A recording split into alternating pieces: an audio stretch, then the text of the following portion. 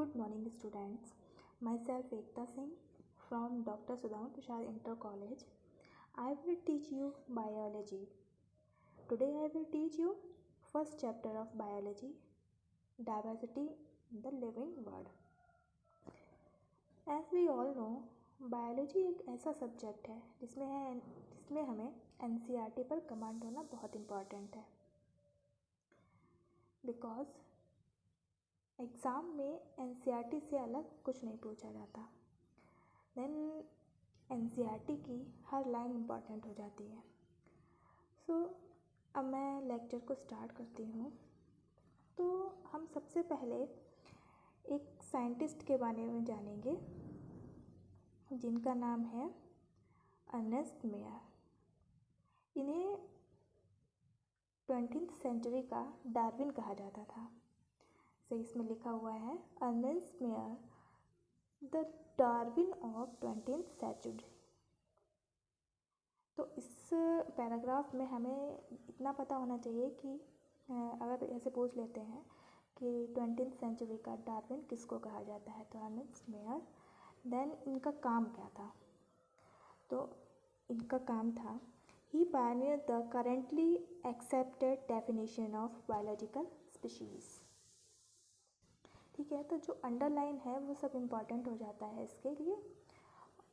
और उसके बाद हम चलते हैं चैप्टर पर, द लिविंग वर्ड। तो अगर हम लिविंग वर्ड के बारे में जानते हैं, क्या है living word? What is living word? When we try to define living, we conventionally look for distinctive characteristics, जैसे कि ग्रोथ है, रिप्रोडक्शन है, एबिलिटी टू सेंस इन्वायरमेंट।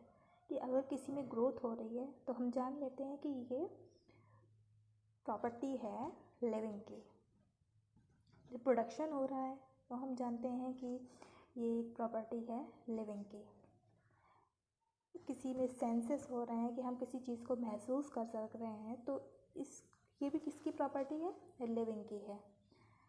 तो इन सब कैरेक्टरिस्टिक्स में सबसे पहले आता है ऑल लिविंग ऑर्गेनिज्म ग्रोथ, यानी कि उनमें ग्रोथ होती है। तो फर्स्ट पॉइंट हो जाएगा। अगर हम इसमें बात करें तो हम अगर अपने नोट्स बनाएंगे तो कैसे लिखेंगे? The characteristics of living. Then first लिखेंगे ऑल लिविंग ऑर्गेनिज्म ग्रो। इसके अंदर आ जाता है इंक्रीज। अब है क्या लिविंग में? हम कैसे ग्रोथ कैसे पता देखेंगे कि उसमें ग्रोथ हो रही है? तो हम कैसे पता करेंगे कि ये ग्रोथ ही है?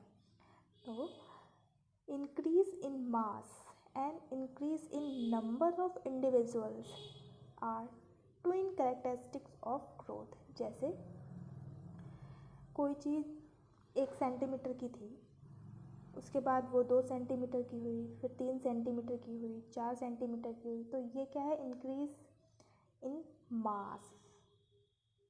ठीक है, उसका साइज़ बढ़ रहा है। और अगर वो 1 थी पहले चीज़, फिर 2 थी, फिर 3 हो गई, फिर 4 हो गई, तो ये हो गया इंक्रीज इन नंबर। ठीक है, तो ग्रोथ सभी में होती है, मल्टी सेलुलर ऑर्गेनिज्म में भी होती है और यूनिसेलुलर ऑर्गेनिज्म में भी होती है। तो मल्टी सेलुलर ऑर्गेनिज्म में ग्रोथ सेल डिवीज़न के थ्रू होती है। In plants this growth by cell division occurs continuously throughout their life span. यानी कि प्लांट्स में इनकी ग्रोथ पूरी लाइफ भर होती रहती है, मतलब पूरे जीवन भर होती रहती है। बट एनिमल्स में ये ग्रोथ ओनली एक सर्टेन स्टेज तक ही होती है। एक स्टेज के बाद ग्रोथ नहीं होती है। ठीक है, तो however cell division occurs in certain tissues replace lost cells. Unicellular organs grow by cell division. तो हम जो भी इसमें इम्पॉर्टेंट है वो मैंने अंडरलाइन कर दिया है कि अब क्या इसमें दिखा रहे हैं यूनिसेलुलर ऑर्गेनिज्म, जैसे कि जिनमें एक सेल होती है उनको बोलते हैं हम यूनिसेलुलर ऑर्गेनिज्म। जिनमें एक से ज़्यादा सेल्स होती हैं उनको बोलते हैं मल्टी सेलुलर ऑर्गेनिज्म। तो यूनिसेलुलर ऑर्गेनिज्म में सेल डिवीज़न के थ्रू ग्रोथ होती है। ठीक है। और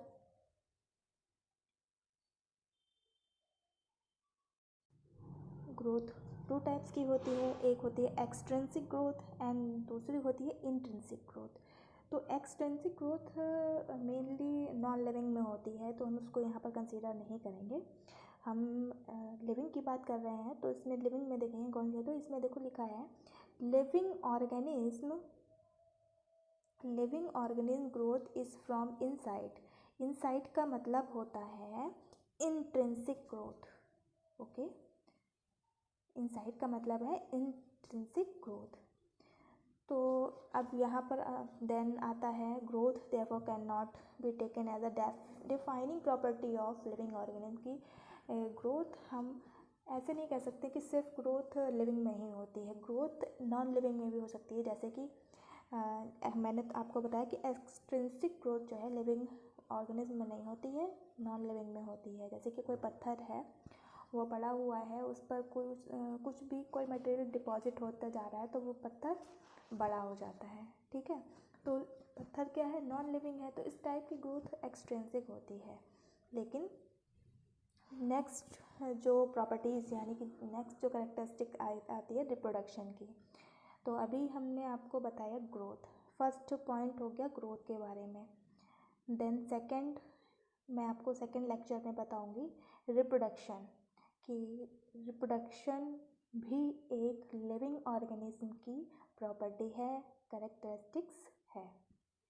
ठीक है बच्चों, पहले आप इसका नोट्स बनाइए, उसके बाद मैं आपको सेकंड लेक्चर प्रोवाइड कराती हूँ।